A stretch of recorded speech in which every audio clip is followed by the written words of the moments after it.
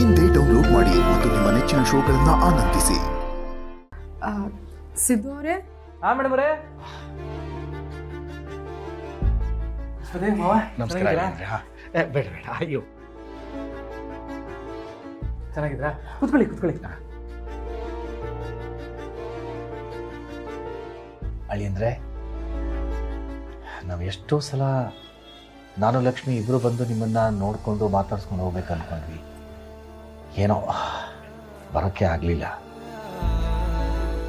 ನಿಮ್ಮ ಜೀವನದಲ್ಲಿ ಏನೆಲ್ಲ ನಡೆದೋಯ್ತು. ಹೇಗಿದ್ದೀರಾ ಇವಾಗ? ಹ್ಞೂ ಮಾವ, ಆರಾಮಾಗಿದ್ದೀವಿ. ನೋಡಿ ನೀವೇ ಹೆಂಗಿದೀವಿ ಅಂತ. ಸಿದ್ದು, ಎಲ್ಲ ಸರಿ ಹೋಯ್ತಲ್ಲ, ಅಷ್ಟು ಸಾಕು. ಶ್ರೀಕಾಂತ್ ಅವ್ರನ್ನ ಕಾರ್ ಆಕ್ಸಿಡೆಂಟಲ್ಲಿ ಕೊಂದಿದ್ದು ನೀನೇ ಅನ್ನೋ ಕಳಂಕ ಕಳೆದು ಹೋಯ್ತಲ್ಲ. ಎಲ್ಲ ಆ ಭಗವಂತನ ದಯೆ. ನಿಜ ಲಕ್ಷ್ಮತೆ, ಇದರಲ್ಲಿ ದೇವರ ದಯೆ ಜೊತೆಗೆ ನಿಮ್ಮ ಆಶೀರ್ವಾದ, ಮೇಡಮ್ ಅವ್ರ ಅರ್ಕೆ, ಜಯಂತ್ ಅವ್ರ ಶ್ರಮ ಎಲ್ಲನೂ ಇದೆ. ಹೌದಮ್ಮ, ಅವತ್ತು ಜಯಂತ್ ಅವರೇ ಶ್ರೀಕಾಂತ್ ಅವ್ರನ್ನ ಕರ್ಕೊಂಡ್ಬಂದಿದ್ದು. ಹಾಗನ್ನಿಸ್ತು ಇದೆಲ್ಲ ಜಾನು ಮೂಲಕನೇ ಆಗ್ತಿದೆ ಅಂತ. ಜಾನು ಪ್ರತ್ಯಕ್ಷವಾಗಿ ನಮ್ಮ ಜೊತೆ ಇಲ್ಲದೆ ಇದ್ರು ಪರೋಕ್ಷವಾಗಿ ನಮ್ಮ ಜೊತೆ ಇದ್ದಾಳೆ ಅಂತ ಅನ್ನಿಸ್ತು. ಹೌದು ಭಾವನಾ, ನಮ್ಮ ಜಯಂತ್ ಅವರು ದೇವರಂಥ ಮನುಷ್ಯ. ಅಂಥವ್ರ ಜೊತೆ ಬಾಳೋದಕ್ಕೆ ನಮ್ಮ ಜಾನುಗೆ ಅದೃಷ್ಟ ಇರಲಿಲ್ಲ. ನೆನೆಸ್ಕೊಂಡ್ರೆ ಸಂಕಟ ಆಗುತ್ತೆ. ನೀನೇ ನೋಡ್ತಿಲ್ಲ ಲಕ್ಷ್ಮಿ, ಅಳಿಯಂದ್ರಿಗೆ ನಾನು ಇನ್ನೊಂದು ಮದುವೆ ಆಗಿ ಅಂತ ಹೇಳಿದ್ರೆ ಅವರು ಹೇಗೆ ಮಾತಾಡಿದ್ರು ಅಂತ. ಎಷ್ಟು ದಿನ ಅಂತ ನೀವು ಹೀಗೆ ಒಂಟಿಯಾಗಿರ್ತೀರಾ? ನಿಮಗಿನ್ನೂ ವಯಸ್ಸಿದೆ, ಬಾಳಿ ಬದುಕಬೇಕಾದವ್ರು ನೀವು. ಅದಕ್ಕೆ ನೀವು ಇನ್ನೊಂದು ಮದುವೆ ಮಾಡ್ಕೋಬೇಕು ಅಂತ ನಮ್ಮೆಲ್ಲರ ಆಸೆ. ಏನು ಹೇಳ್ತಾ ಇದ್ದೀರಿ ಮಾವ? ಇದು ನನ್ನಿಂದ ಸಾಧ್ಯ ಇಲ್ಲ. ನೋಡಿ, ನನ್ನ ಜೀವನದಲ್ಲಿ ನನ್ನ ಹೆಂಡತಿ ಅಂತ ಆಗಿರೋದು ಅಂತಂದರೆ ಜಾನ್ವಿಯವ್ರೊಬ್ಬರೇ. ಜಾನ್ವಿಯವ್ರನ್ನ ಬಿಟ್ಟು ಬೇರೆ ಯಾರನ್ನೂ ನನ್ನ ಹೆಂಡತಿ ಸ್ಥಾನದಲ್ಲಿ ನೋಡೋಕ್ಕೆ ನನ್ನಿಂದ ಸಾಧ್ಯ ಇಲ್ಲ. ಮತ್ತೆ ಈ ಮಾತನ್ನು ಪ್ರಸ್ತಾಪ ಮಾಡಬೇಡಿ. ಅಮ್ಮ, ಅಪ್ಪ, ಈಗ ಇದ್ದಿದ್ದ ಸಮಸ್ಯೆ ಎಲ್ಲ ಕಳೀತು. ನಾನು ಸಿದ್ದು ಅವರು ಒಂದು ಸಣ್ಣ ಬಿಸ್ನೆಸ್ ಶುರು ಮಾಡೋಣ ಅಂತ ನಿರ್ಧಾರ ಮಾಡಿದ್ವಿ. ಅದೇ ಈ ಬಿಸಿಬೇಳೆ ಬಾತ್ ಪುಡಿ, ಪುಳಿಯೋಗರೆ ಗೊಜ್ಜು, ಉಪ್ಪಿನಕಾಯಿ ಇದನ್ನೆಲ್ಲ ಮನೆಯಲ್ಲೇ ತಯಾರು ಮಾಡಿ ಚಿಕ್ಕ ಚಿಕ್ಕ ಪ್ಯಾಕೆಟ್ ಮಾಡಿ ಅಂಗಡಿಗಳಿಗೆ ಮಾರೋಣ ಅಂತ ಅಂದ್ಕೊಂಡಿದ್ದೀವಿ. ಹೊಸ ಬಿಸ್ನೆಸ್ ಜೊತೆ ಹೊಸ ಜೀವನ.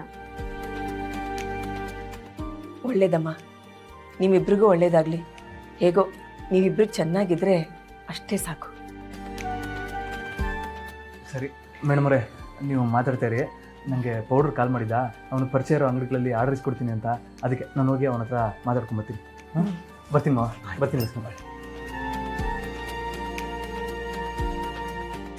ಅಯ್ಯೋ, ನಾನು ಹೀಗೆ ಮಾತಾಡ್ಕೊಂಡೇ ಕೂತ್ಬಿಟ್ಟೆ ನಿಮ್ಮ ಜೊತೆ.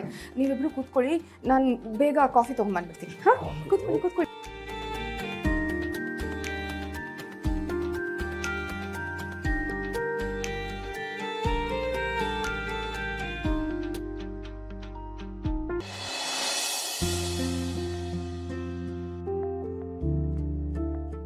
ಅಮ್ಮ, ಇದು ಸರಿಯಾಗಿದೆಯಾ ನೋಡು.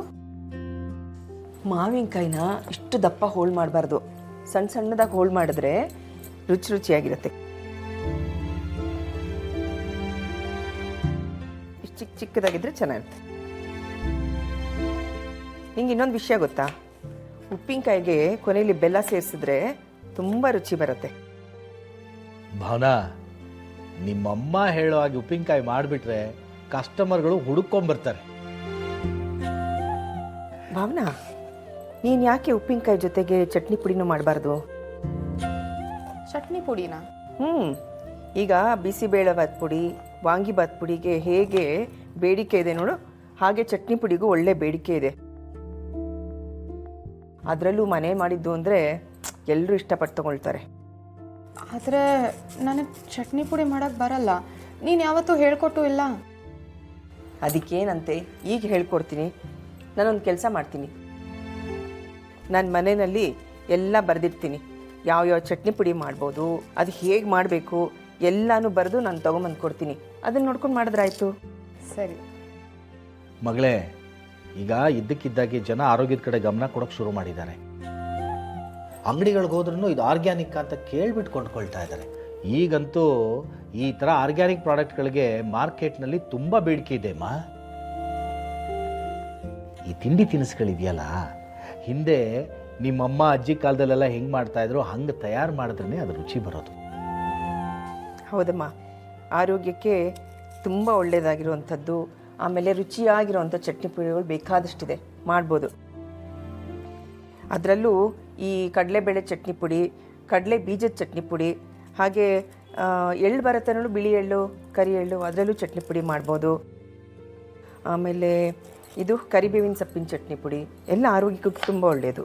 ಸರಿ ಅಮ್ಮ, ಮುಂದಿನ ಸಲ ಬಂದಾಗ ನೀನು ಎಲ್ಲ ಹೇಳ್ಕೊಡ್ತೀಯಂತೆ. ಈಗ ಇದು ಕೊಡು, ನಾನು ಮಾಡ್ತೀನಿ. ಕಲ್ತ್ಕೋಬೇಕಲ್ಲ ನೀನು.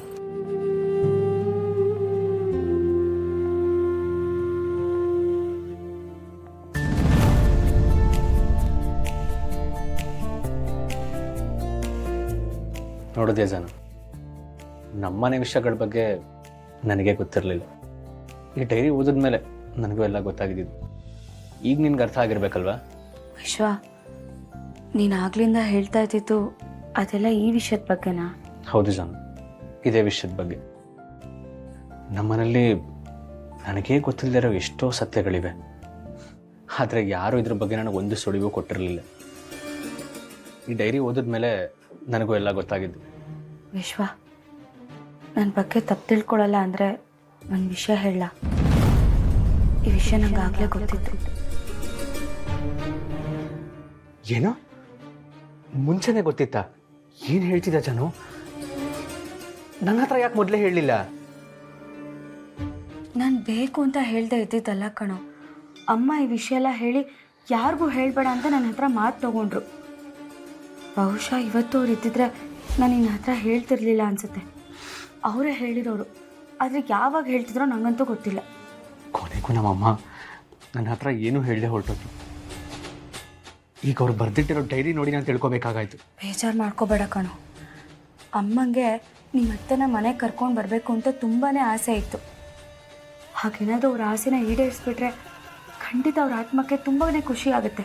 ಹೌದು ಜಾನು, ನಮ್ಮತ್ತೆ ಎಲ್ಲಿದ್ದಾರೆ ಅಂತ ನಾನು ಹುಡುಕ್ಲೇಬೇಕು. ಅವ್ರನ್ನ ಹುಡುಕಿ ನಮ್ಮಪ್ಪನ ಮತ್ತೆ ಅವ್ರನ್ನ ಒಂದು ಮಾಡಲೇಬೇಕು. ಅಣ್ಣ ತಂಗಿ ತುಂಬ ವರ್ಷದಿಂದ ದೂರ ಇದ್ದಾರೆ.